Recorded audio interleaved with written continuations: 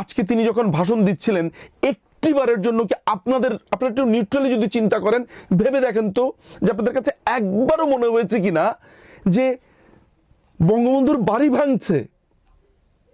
তিনি একটা বারের জন্য বলেননি যে, বা কম্প্রোমাইজ করেননি যে আমি ভাষণ দিব না, থাকুক না। এটা তার চরিত্রেই নেই। বাবাও ছিলেন এরকম দৃঢ়, সন্তানও তেমন হয়েছে দৃঢ়। তাই আমি বলি যে একটি দেশ ছিলেন বঙ্গবন্ধু শেখ মুজিবুর রহমান, আর সেই দেশের সবচাইতে উঁচু পাহাড় মাননীয় প্রধানমন্ত্রী জননেত্রী শেখ হাসিনা। আমি গর্ববোধ করি যে আমি এই দলের একজন সামান্য সমর্থক। আমি গর্ববোধ করি আমি বঙ্গবন্ধু শেখ মুজিবুর রহমানের একজন অনুসারী। আমি গর্ববোধ করি আমি মুক্তিযুদ্ধের সপক্ষে।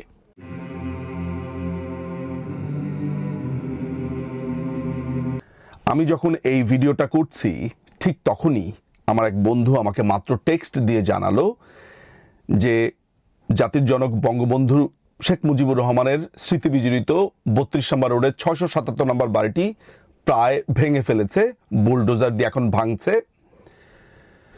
কিছুক্ষণ আগে সেনাবাহিনী সেখানে লোক দেখানো এসেছিল, লোক দেখানো এসে আবার লোক দেখানো চলেও গেছে। তাদের সেই মুরদ ছিল না এটি ঠেকানো, এবং পুলিশ বিজিবি এগুলো তো বলাই বাহুল্য, যেখানে সেনাবাহিনী পারেনি। ঘটনার সারসংক্ষেপ হচ্ছে, মাননীয় প্রধানমন্ত্রী গতকাল একটি ঘোষণা দিয়েছিলেন বা একটি অ্যানাউন্স করা হয়েছিল যে বাংলাদেশ ছাত্রলীগের পেজে ছাত্রদের উদ্দেশ্যে একটি লাইভ ভাষণ তিনি দেবেন বাংলাদেশ সময় আজকে 5ই ফেব্রুয়ারি রাত 9টায়। এই সংবাদ পাওয়ার পরপরই দখলদার ইউনুস বাহিনীর যে গুন্ডারা, যে রাজাকার আলবদর বাহিনীর টেরোরিস্ট যারা আছে, তারা ঘোষণা দিয়েছে এই বক্তব্য দিতে দেওয়া হবে না। যদি তিনি বক্তব্য দেন তাহলে 32 নম্বরের বাড়িটি গুঁড়ে দেওয়া হবে। এদের কাছে 32 নম্বরের বাড়িটি শুধুমাত্র একটি বাড়ি। এদের কাছে 32 নম্বর রোডের বাড়ি হচ্ছে মাননীয় প্রধানমন্ত্রীকে প্রতিশোধ নেওয়ার একটি টুলস, শুধু একটি বঙ্গবন্ধু স্মৃতি বিজড়িত বাড়ি সেই হিসেবে তারা বিবেচনা করেছে। অথচ এই 32 নম্বরের ইতিহাস, মুক্তিযুদ্ধ, এই 32 নম্বরের সাথে পুরো বাংলা জাতির মুক্তি কিভাবে জড়িয়ে আছে সেগুলো মনে হয় এখানে বলে আমি মনে হয় সময় নষ্ট করব না। আর বাঙালিকে এসব বলেও লাভ নাই। বাঙালি মুক্তিযুদ্ধ তার আতুর ঘর, কোনখান থেকে 6 দফা এসেছে, কোনখান থেকে আপনার 6 দফার চিন্তা ভাবনা করা হয়েছে, মুক্তিযুদ্ধের কথা বলা হয়েছে, স্বাধীনতার ঘোষণা দেওয়া হয়েছে, এসব সমস্ত কিছু আসলে আমার কাছে এখন বলাটাই একটা সিম্পলি আমার কাছে ওয়েস্ট অফ টাইম ছাড়া কিছুই মনে হয় না। এই বাঙালিকে আমি আর এগুলো নিয়ে কথাই বলতে চাই না।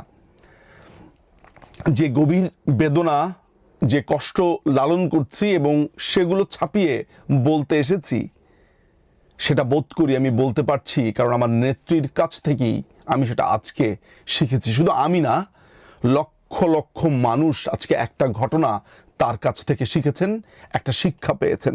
সেটি কি? আমার যে বেদনা হচ্ছে, আমার যে কষ্ট হচ্ছে, বোধ করি মাননীয় প্রধানমন্ত্রী শেখ হাসিনার সেই কষ্ট তার থেকে আরো অনেক অনেক অনেক অনেক বেশি। এইরকম একটা মোমেন্টে আমার মনে আছে ইউকে টাইম দুপুর 3টা, বাংলাদেশ সময় 9টায় মাননীয় প্রধানমন্ত্রী ভাষণ দেবেন। আমার মেয়েকে আমি স্কুল থেকে আনতে যাচ্ছিলাম, আমার সাথে হেডফোন নিতে ভুলে গেছি, আমি কানে দিয়ে শুনছি। মানে সোজা কথা হচ্ছে যে কি বলবেন তিনি আজকে কথা বলবেন, কি নির্দেশনা দিবেন সেসবের জন্য। তো আমার কাছে মনে হচ্ছিল যে এই পুরো ঘটনাটা তো তিনি জানেন যে আজকে তার ভাষণ যদি দেন তাহলে কি করবে না করবে। তারা তো ধমক দিচ্ছিল, নানানভাবে তারা সবাই একত্রিত হচ্ছিল, এই রাজাকার আলবদরদের সন্তানরা। কিন্তু তিনি যখন ভাষণ শুরু করলেন, আমি খালি একটা জিনিস বিস্ময় নিয়ে ভাবলাম যে আচ্ছা, আমার বাড়ি ভেঙে ফেলছে, এই স্মৃতি বিজড়িত বাড়ি, যে বাড়িতে কিন্তু বঙ্গবন্ধুর 2 কন্যা থাকেনও না, এটা মানুষের জন্য তারা দিয়েছিলেন যাতে সাধারণ মানুষ এসে দেখতে পারে, বঙ্গবন্ধুকে জানতে পারে। চিন্তা করে দেখুন তো, একদিকে তার বাড়ি ভাঙছে আর ঠিক ওই মুহূর্তেই তিনি কি ইস্পাত কঠিন গলাতে, কি দৃঢ়তার সাথে তিনি সাধারণ মানুষ, সাধারণ ছাত্রদের উদ্দেশ্যে বক্তৃতা দিয়ে গেলেন। এতটুকু কাঁপলো না গলা, এবং কি স্মুথলি, কি চমৎকারভাবে, কি দৃঢ় প্রত্যয়, দৃঢ় কণ্ঠে তিনি বলে গেছেন। এমন শক্তিশালী একজন নেতা, এমন দৃঢ় মনোবলযুক্ত একজন নেতা, একজন নেত্রী যেই দলে আছে, সেই দলের সমর্থকরা গর্ব করতেই পারে। আমি মনে করি যেসব সাধারণ শিক্ষার্থীরা 5ই অগাস্টের আগে জুলাই অগাস্টে যারা এই কথিত আন্দোলনে যুক্ত হয়েছিল, তাদের অসংখ্য অসংখ্য ছাত্রছাত্রীরা ঘরে ফিরে গেছে।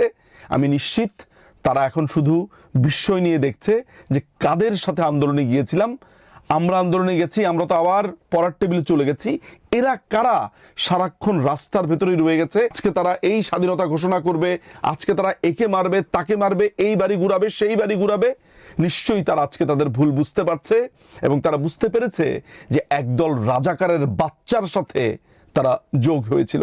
হয়তোবা তারা ইগোর কারণে, লজ্জার কারণে বলতে পারছে না। আবার অনেকেই বলছে ব্যক্তিগতভাবে, আমি তো এরকম শত শত ইমেল পেয়েছি।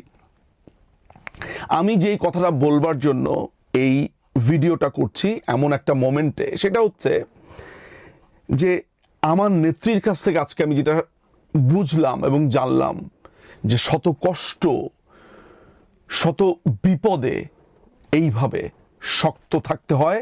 আজকে তিনি যখন ভাষণ দিচ্ছিলেন, একটিবারের জন্য কি আপনারা একটু নিউট্রালি যদি চিন্তা করেন, ভেবে দেখেন তো যে আপনাদের কাছে একবারও মনে হয়েছে কিনা যে বঙ্গবন্ধুর বাড়ি ভাঙছে? তিনি একটা বারের জন্য বলেননি যে, বা কম্প্রোমাইজ করেননি যে আমি ভাষণ দিব না, থাকুক না, এটা তার চরিত্রেই নেই। বাবাও ছিলেন এরকম দৃঢ়, সন্তানও তেমন হয়েছে দৃঢ়। তাই আমি বলি যে একটি দেশ ছিলেন বঙ্গবন্ধু শেখ মুজিবুর রহমান, আর সেই দেশের সবচাইতে উঁচু পাহাড় মাননীয় প্রধানমন্ত্রী জননেত্রী শেখ হাসিনা। আমি গর্ববোধ করি যে আমি এই দলের একজন সামান্য সমর্থক। আমি গর্ববোধ করি আমি বঙ্গবন্ধু শেখ মুজিবুর রহমানের একজন অনুসারী। আমি গর্ববোধ করি আমি মুক্তিযুদ্ধের সপক্ষে। এই দল আজ হয়তো বা অ্যাপারেন্টলি মনে হতে পারে বা প্রাইমা ফেসি মনে হতে পারে যে দলটি সংকটে, কিন্তু এমন দৃঢ়চেতা নেত্রী যেই দলের হাল ধরে আছেন, সেই দল কোনো দিন ভেঙে যেতে পারে না।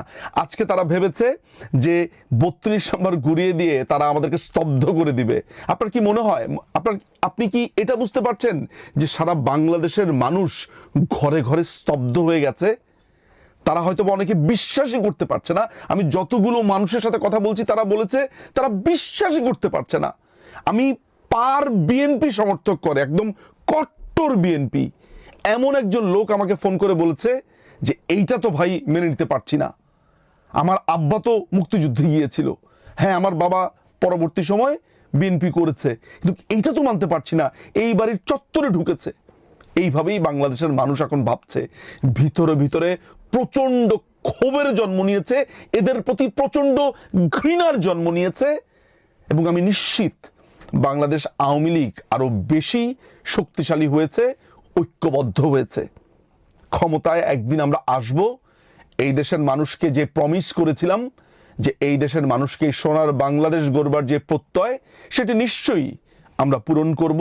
আমার নেত্রী আছেন, আমাদের বড় বড় নেতারা আছেন, কর্মীরা আছেন, সেটি সম্ভবপর এই দেশেই হবে।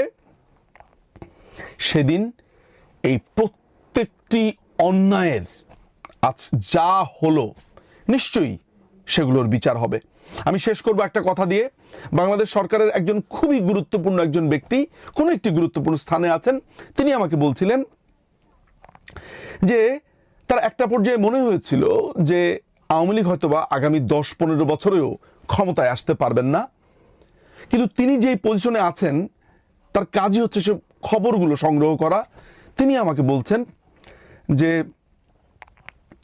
নিঝুম ভাই, আমার কাছে এখন মনে হচ্ছে আওয়ামী লীগের ক্ষমতায় আসাটা শুধু সময়ের ব্যাপার মাত্র, জাস্ট কিছু সময়ের ব্যাপার মাত্র। বাংলাদেশের মানুষের চিন্তা ভাবনা সব পাল্টানো শুরু করেছে। আজকের ঘটনাটা সেই চিন্তার পালে এমন হাওয়া দিয়েছে, কারণ সাধারণ মানুষ আহত হয়েছে। কারণ বঙ্গবন্ধু তো শুধু বাংলাদেশ আওয়ামী লীগের না, বঙ্গবন্ধু এই দেশের সমস্ত মানুষের, স্বাধীনতাকামী সমস্ত মানুষের। এখনো পর্যন্ত মুক্তিযুদ্ধ এই দেশের যদি একটা পিরামিড ধরি, পিরামিডের টপে সবচাইতে বড় যে ঘটনাটা এই দেশের, কারণ মুক্তিযুদ্ধের মাধ্যমে এই দেশ গঠিত হয়েছে, মানুষজন আজকের এই ঘটনাটা অসম্ভব রকমের বুকে ব্যথার মতো নিয়েছে এবং তারা এটা মনে রাখবে এবং এটার জবাব তারা ব্যালটে দেবে, এটার জবাব তারা অভ্যুত্থানে দেবে। আমি বাংলাদেশ আওয়ামী লীগের যারা নেতাকর্মীরা রয়েছেন, যেসব সমর্থকরা রয়েছেন, যারা আমাকে শোনেন, যারা আমার কথা শোনেন, আমি শুধু আপনাদের উদ্দেশ্যে একটা কথা বলবো, জাস্ট আজকের এই পুরো ঘটনাটা যেন আপনার শক্তি হিসেবে, চল শক্ত হয়ে গেছে, বুক ভেঙে যাচ্ছে, কিন্তু সমস্ত কিছু আপনি শক্তি হিসেবে নিজের ভেতরে স্টোর করেন আর লিখে রাখেন। এই নামগুলো হয়তো একটা লম্বা সময় আপনার মনে থাকবে না, লিখে রাখেন কে কি করেছে, আজ কার কি ভূমিকা ছিল। যেই ভিডিওগুলো এসেছে, ভিডিওগুলো থেকে ছবিগুলো ক্রপ করে রাখেন। যদি কাউকে চিনতে পারেন, যদি কোনো বন্ধু বান্ধব কারোর মাধ্যমে চিনতে পারেন, জাস্ট লিখে রাখেন। জবাব আমরা দেব, শুধু আমরা না, এবার সারা বাংলাদেশের মানুষ এগুলোর জবাব দেবে। আজীবনের জন্য, আজীবনের জন্য বাংলাদেশে একটা জিনিস আমরা ঠিক করে দেব, এই রাজাকার আলবদরের বাচ্চাদেরকে এই দেশ থেকে চিরতরে নির্মূল করা হবে, চিরতরে। অনেক ধন্যবাদ।